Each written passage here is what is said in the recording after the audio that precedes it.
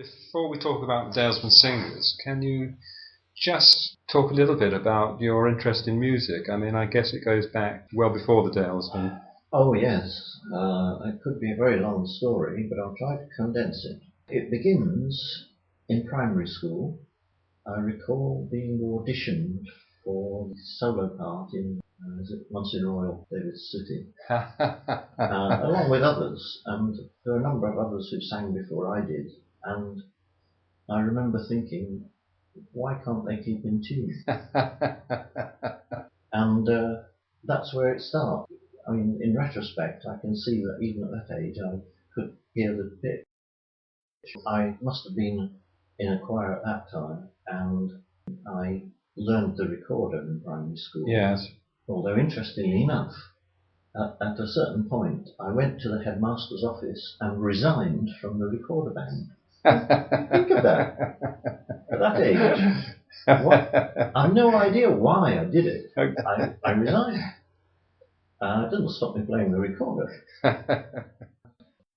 Tried to play the oboe from about 1953 to 1963, and the second year at university. I played in the university orchestra. Oh, really? Really? Oh, that's very good. And then I stopped, and I had a 42-year break. So you've come back to it. I took it. When this came to an end, I left school. No more singing. I didn't sing again until I moved to Danby in 1979, and almost very quickly after we'd moved in, the late Dennis Metcalf, yes, came over the road to say hello and just introduce himself. Yes. And about the second thing he said was, "Can you sing?" You know, I thought, is this a qualification for residents? And he said, we have a male voice choir and it rehearses in the Methodist Church on Tuesday evenings. I went along, and I've been a member ever since.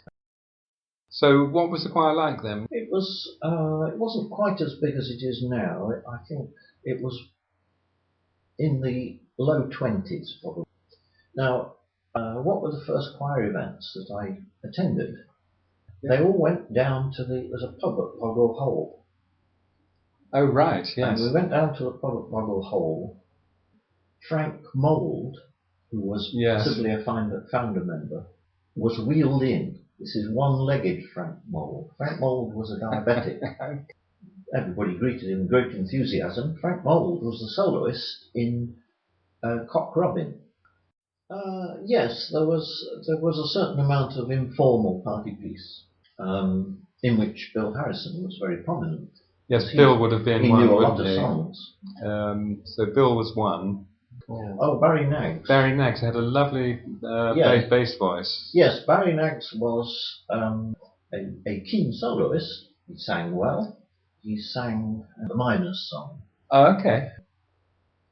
He sang the Isis and Osiris. Mozart. He sang that poem by John Masefield, The Windmill. Behold a giant on high, aloft here in my tower. With my granite jaws I devour the wheat, the maize and the rice. Yes, Collins sang the more items. Oh, right, romantic and musical sense. Yes. He sang A Fond Kiss very nicely. That's Burns. I suppose I can speak for the committee about that time, because I was the secretary for a while. And I don't recall repertoire coming onto the agenda. What were the audiences like in those days, and what were the sort of venues like? Right, well, we used to say, I'm not sure it was written down anywhere, that the Dalesmen Singers' role was to take live music to places where it would not otherwise go. And this meant that we visited a lot of small audiences.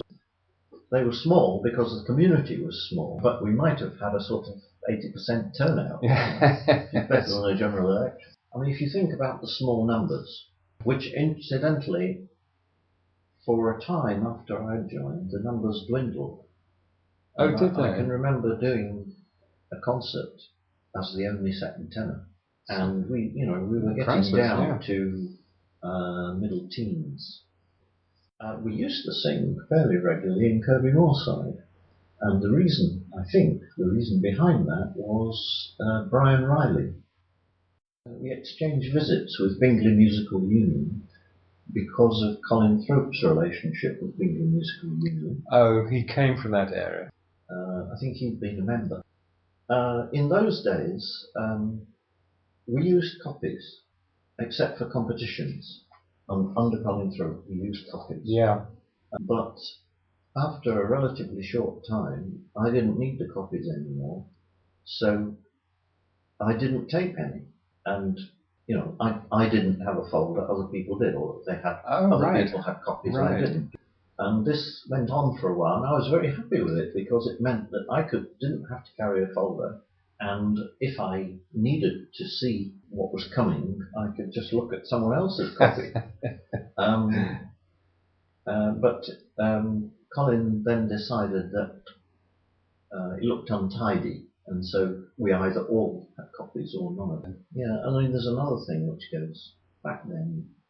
In those days, only the brave stood on the front row, which is not the best way to choose a front row.